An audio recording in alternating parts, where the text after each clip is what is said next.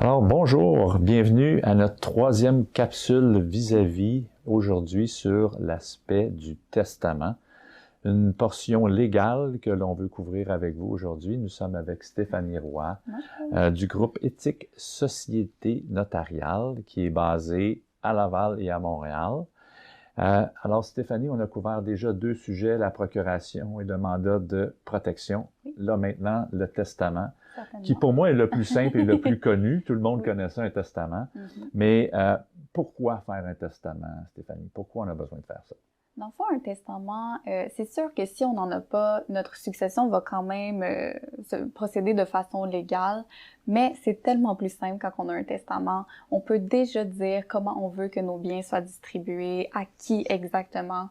Tandis que si on n'en a pas, ça va suivre le cours légal des choses et ça va peut-être pas respecter entièrement ce qu'on aurait voulu qui arrive avec nos biens à notre décès. Je présume que, puis je peux voir, on a tous vu des films où est-ce que il n'y avait pas de documents qui avaient été préparés.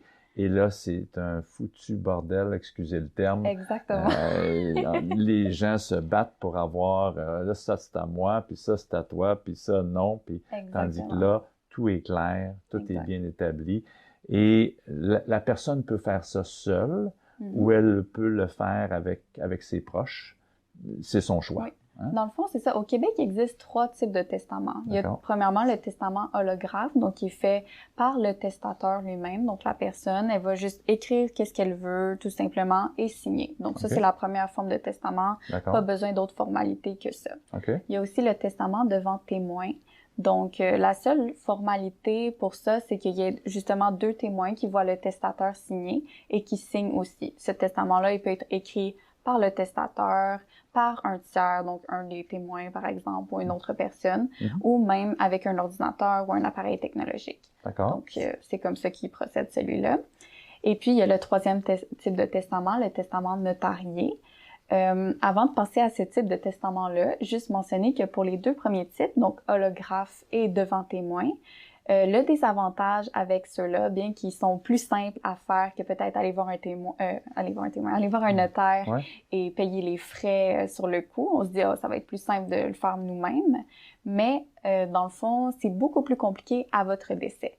Parce que au décès, premièrement, est-ce que vos proches savaient que vous aviez ces testaments-là? Il faut les retrouver. Une fois que ça c'est fait, il faut aller voir un notaire pour faire homologuer ce testament-là, donc le faire vérifier par le tribunal, ce qui prend un bon délai, plusieurs mois. Ça prend aussi plus de frais que si vous étiez allé voir un notaire initialement pour faire votre testament. Fait que ce que tu dis, là, c'est qu'on sauve rien, là.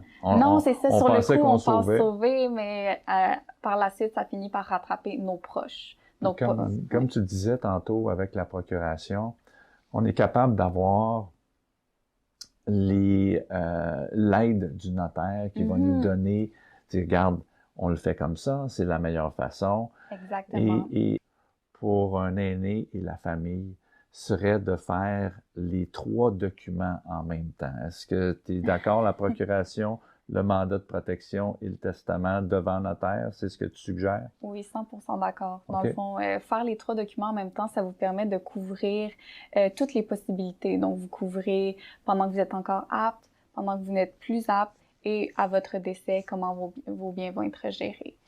Et le fait de faire un testament notarié, justement, vous allez pouvoir bénéficier des conseils du notaire pour votre planification successorale. Est-ce que c'est mieux de laisser tel bien à telle personne? Vous allez aussi simplifier la vie à votre famille, à votre décès. Ça va être super simple de retrouver les copies du testament. Et en plus, comme je mentionnais tantôt, par rapport aux 2 autres types de testaments, le testament notarié n'a pas à être vérifié par le tribunal à votre décès. Donc, c'est un grand avantage. C'est sûr, justement, ça coûte des frais le faire avec un notaire, mais ça sauve tellement de frais et de temps à votre famille, à votre décès que c'est un beau cadeau pour eux, dans le fond. Ce qu'on s'aperçoit, puis on a travaillé avec plusieurs centaines de milliers de familles à date, de les aider à trouver les bonnes résidences ou les soins à domicile, mais on s'aperçoit, Stéphanie, que lorsque les documents sont pas en ordre, les interactions avec les enfants, les proches, les conjoints est toujours beaucoup plus difficile. Ouais.